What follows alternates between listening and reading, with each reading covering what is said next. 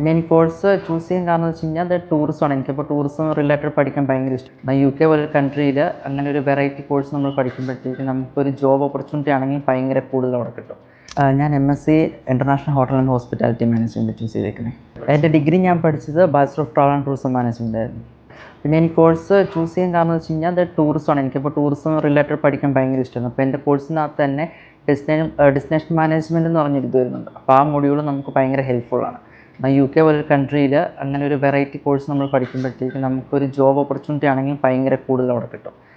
ടൂറിസ്റ്റിനെ help ചെയ്യുന്ന destination management വരുന്നുണ്ട്. പിന്നെ ഹോസ്പിറ്റാലിറ്റി നമ്മൾ കുറച്ചുകൂടെ ഡീറ്റെയിൽ ആയിട്ട് പഠിക്കുന്നുണ്ട്. അപ്പം നമുക്ക് ഇൻറ്റേൺഷിപ്പ് ആണെങ്കിൽ അത് കിട്ടുമ്പോൾ നമുക്ക് നമ്മുടെ കരിയർ ഗ്രോത്തിന് ഭയങ്കര ഒരു സപ്പോർട്ടീവ് ആയിട്ടുള്ള ഒരു കോഴ്സ് തന്നെയാണ് ഞങ്ങൾക്ക് കിട്ടുന്നത്. പിന്നെ കോഴ്സ് നോക്കുവാണെങ്കിൽ 1 ഇയർ വരത്തുള്ളൂ. വേറൊരു കൺട്രി ആണെങ്കിൽ ഓൾമോസ്റ്റ് 2 ഇയർ വരുന്നുണ്ട്.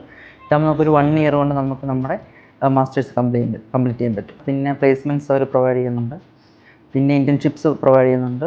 അതുകൊണ്ട് കുറച്ചുകൂടെ ബെറ്റർ ഒരു ഇതാണ്. പിന്നെ കോസ്റ്റ് നോക്കുവാണെങ്കിൽ ഔട്ടർ ലണ്ടൻ ആയതുകൊണ്ട് ലിവിങ് കോസ്റ്റ് നോക്കുവാണെങ്കിലും കുറവായിരിക്കും അവിടെ.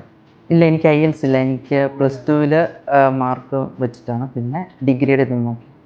ഞാൻ എൻ്റെ സിസ്റ്റർ വഴിയാണ് കണക്ട് ചെയ്തത്. അപ്പം സ്വാതി എന്ന് പറഞ്ഞൊരു മാമാണ് എനിക്ക് വേണ്ടി ചെയ്തിരുന്നത്. അപ്പം നല്ല ഹെൽപ്ഫുള്ളായിരുന്നു. എല്ലാ കാര്യങ്ങളും കറക്റ്റായിട്ട് ഫോളോ അപ്പ് ചെയ്യുന്നുണ്ടായിരുന്നു. പിന്നെ എല്ലാ പ്രോഗ്രാംസ് ആണെങ്കിലും ബാക്ക് ടു ബാക്ക് ഹെൽപ്പ് എല്ലാം ചെയ്യുന്നത്. അതായത് വിസ പ്രോസസ്സിങ്ങും വിസ കിട്ടിക്കഴിഞ്ഞാണെങ്കിൽ പോലും എല്ലാം നല്ല ഹെൽപ്ഫുള്ളായിരുന്നു. എനിക്കെല്ലാം ചെയ്തു തന്നായിരുന്നു. എല്ലാം അവരുടെ ഭാഗത്തുനിന്ന് സപ്പോർട്ട് ഉണ്ടായിരുന്നു. അക്കോമഡേഷൻ റെഡിയാക്കാനുള്ളതാണെങ്കിലും പിന്നെ നമുക്ക് ഇതൊരു കോഴ്സ് പോലെ ഒരു തന്നിട്ടുണ്ട്. ഒരു ഇൻ്റർവ്യൂ പോലെ ഒരിത് നമുക്ക് തന്നിട്ടുണ്ടായിരുന്നു. അവിടെ ചെന്ന് എന്ത് ചെയ്യണം എന്നുള്ള കാര്യങ്ങളെല്ലാം ഇത് പറയുന്നുണ്ടായിരുന്നു.